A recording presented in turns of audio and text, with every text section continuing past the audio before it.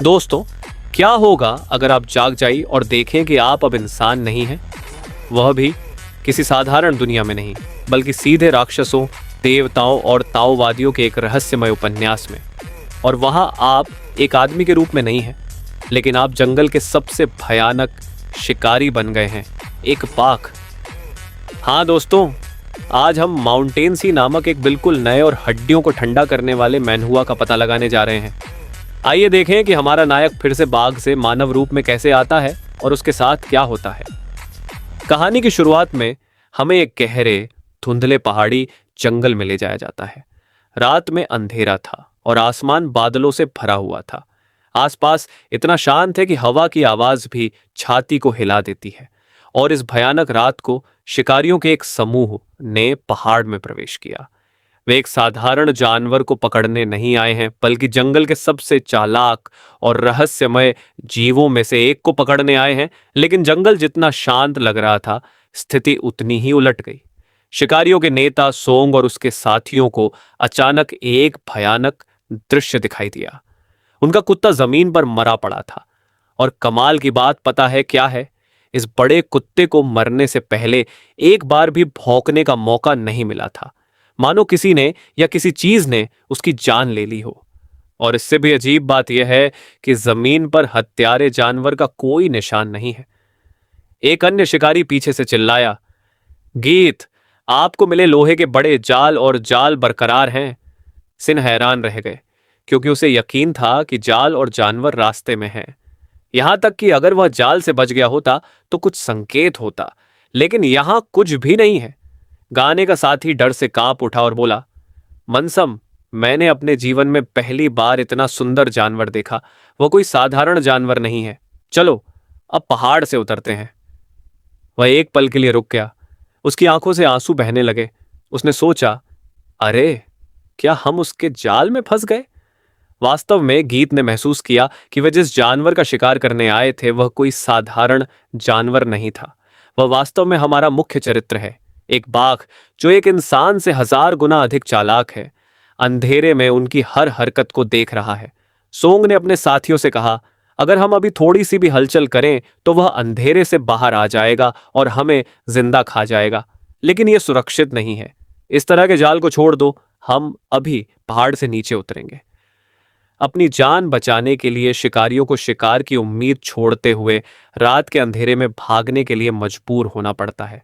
जब शिकार दल के नेता सोंग को एहसास हुआ कि वे किसी भी साधारण जानवर का सामना नहीं कर रहे हैं, तो उन्होंने अपने आदमियों के साथ पहाड़ से जल्दबाजी में पीछे हटने का फैसला किया।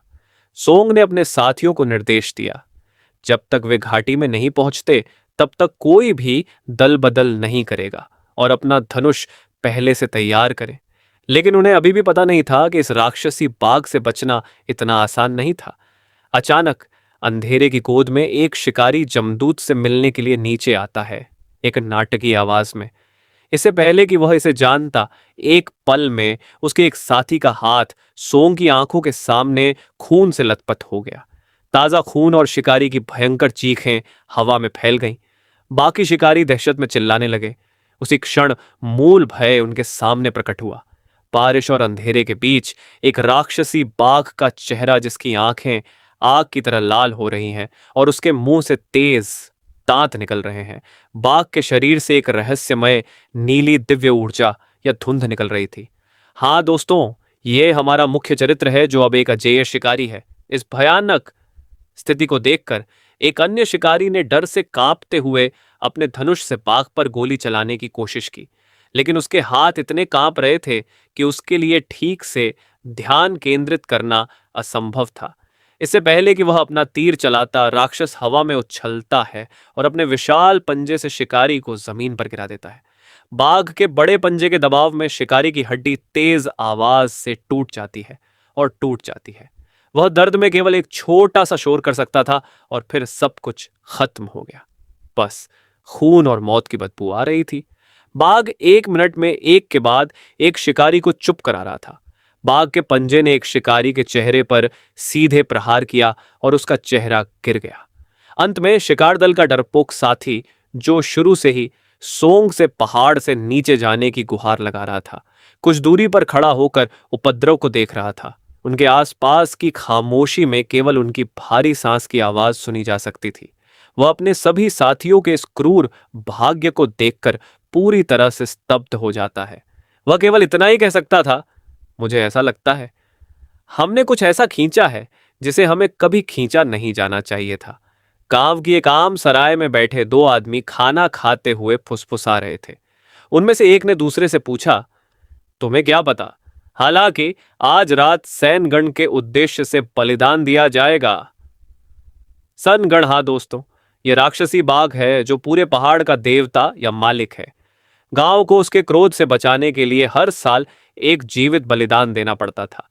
दूसरे आदमी ने सांस ली और जवाब दिया, हाँ आज रात इससे आदि, लेकिन यह कौन दे रहा है? पहले आदमी ने चारों ओर देखा और धीमी आवाज में कहा, क्या आप बेगजीजा परिवार की उस नौकरानी के बारे में नहीं जानते हैं? नीले बाल और नीली आंखों वाली लड़की, ये भूत की तरह लगता है।